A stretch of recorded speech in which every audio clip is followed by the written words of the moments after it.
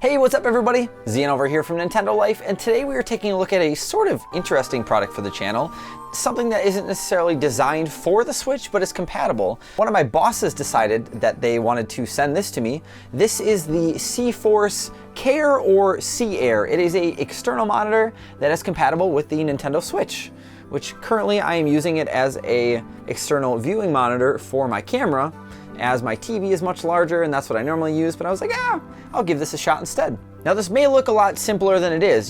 This isn't as easy as just plugging this into your Switch and having it run. There's a lot more going on here. So let's go ahead and take a look and see kind of what makes this thing tick and what you all get in the box. Inside the box, you'll find the CFORCE Care monitor, the Video Central hub, 2 USB-C cables, a few controller mounts for the monitor, some hardware, and a ton of instruction sheets. The Care has a number of different ways it can be used, but I figured I'd first try it out by plugging it into a wall outlet with my own Switch charger. Your Switch, its charger, and monitor all need to be plugged into this little hub in order for it to function. It's essentially the brains of the operation.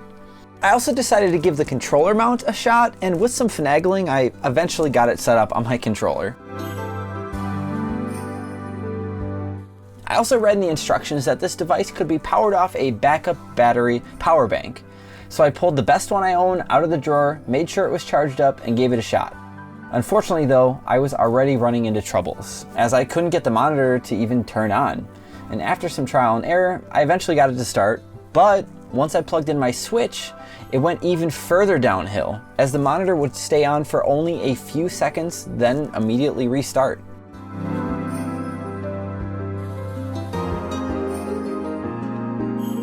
So after all that, then I moved on to see how the monitor would play and feel in a tabletop setting. And this seems to be the ideal way to use the device. Not that the monitor is really that heavy, but it adds enough weight to tire out your arms pretty quick. And trying to deal with all the cords hanging off the monitor and your Switch can be a pain as well. Even though this monitor does have some flaws, it is still pretty amazing.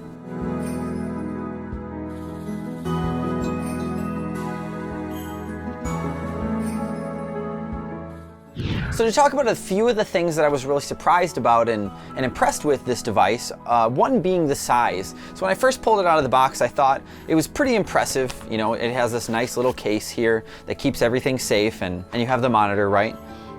But I thought the case was part of the monitor actually. So see, what you can actually do here is you can pop the monitor out, and this is the monitor. This whole piece here is just the case. If you want, like I did earlier, I actually hooked this up to my laptop through USB-C, and my laptop was able to actually power this and connect it and get it running as an external secondary monitor, running a 4K image by itself with just this. On the Nintendo Switch, like I've previously mentioned, you do need that extra little hub in order to give the Switch enough power to send an image to the screen here and to plug in extra controllers, and there's all sorts of stuff that you need the hub for. I was thoroughly impressed with how well it can work with such minimal power, depending on your settings, of course. So I've mentioned before that I'm in a band, which you can find all the information about that on my Twitter, but why that is relevant is because we are often trying to travel with the least amount of stuff possible, and a lot of the guys in my band, we all really like to play Smash together, or more or less, they like to play and they rope me into it while I'm trying to do other stuff.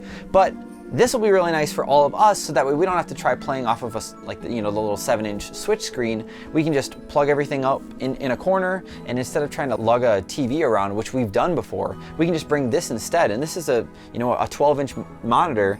Like easily 4 people, if they're all huddled together, can play Smash off of this, or Mario Party, or Mario Kart, or whatever we want to play, really.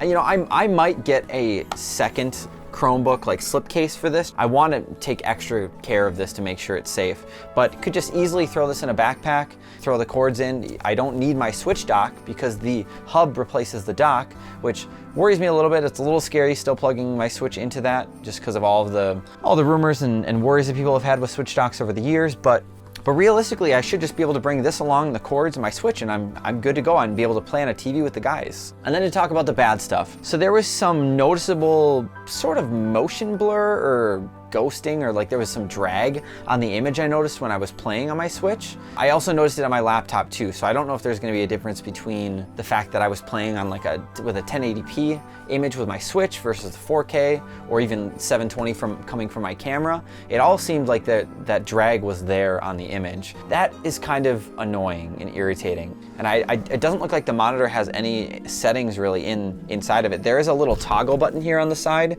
that you can push in and flip up and down, but I believe that only turns on and off the monitor and controls brightness. It'd be hard for them to pack a bunch of control options in here, but having some sort of manual settings to adjust things would be a little nice. And I don't even know if you could fix that with settings anyways. And of course, the monitor is extremely small. That is thin. That is the selling point, right? But when you want to get it running on a Switch or something, it requires a lot more than that. It's not just this and the Switch anymore. You need the hub, you need the 2 USB-C cables, you need a power cable, and you saw we tried the power bank option, and that didn't work at all. It would turn on and then it would turn off almost immediately. So the portability, as small as this is, the portability aspect of it just really isn't there, in my opinion. It doesn't work as well as you would want. And granted, I believe this is kind of like a demo prototype version. I noticed it has, I don't think I've mentioned this earlier yet, but it has kind of like a carbon fiber look to it. I believe this is just tape, which is fine. I mean, they're trying to keep the weight down on it. I can actually feel it and see here, there's like a line here from whatever this sort of tape is. It looks like there's a blemish in the back here. And then actually up top on the casing here, you can see the case, it's made of plastic. There's plastic underneath. So there's a little bit of blue showing through, so which is fine. I'm not complaining about the plastic feel of it. It just sort of has a cheaper feeling with that, unfortunately. Another thing I do wish as well is that I wish there was some sort of better speakers built into this as well, or a way to use the speakers that are built into the Switch while playing on the screen. There is a speaker built into the video hub here, but unfortunately it's pretty terrible. Now, you're not going to want to use it unless if you really have to. Otherwise, it does have a little audio jack in here, or you can just plug, so you can plug headphones in, or you can plug headphones into your Switch, or use some sort of external speakers, or if you can get a Bluetooth adapter or something. There are options, but it's just another department that this is lacking in. This hub that everything needs to plug into doesn't have any sort of grips on the bottom. You have the decal, and you have all like it's just a hunk of plastic. So when you put it on a surface like this, even this it doesn't stick very well. But if you're putting it on any super smooth surfaces, and you have all these cords plugged in, if something pulls, it's just gonna pull right off, and your Switch could go along with it, or the monitor itself. Because remember, this monitor is light, so if something tugs on it and it hits the wrong edge or something, I imagine if you drop this, I don't think it's gonna survive one corner, and it's done.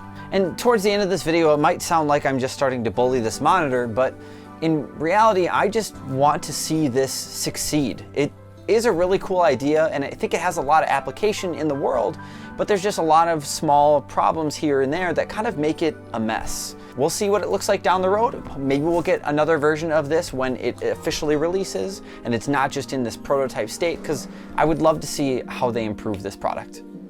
There you have it. That's our impressions of the CFORCE Care.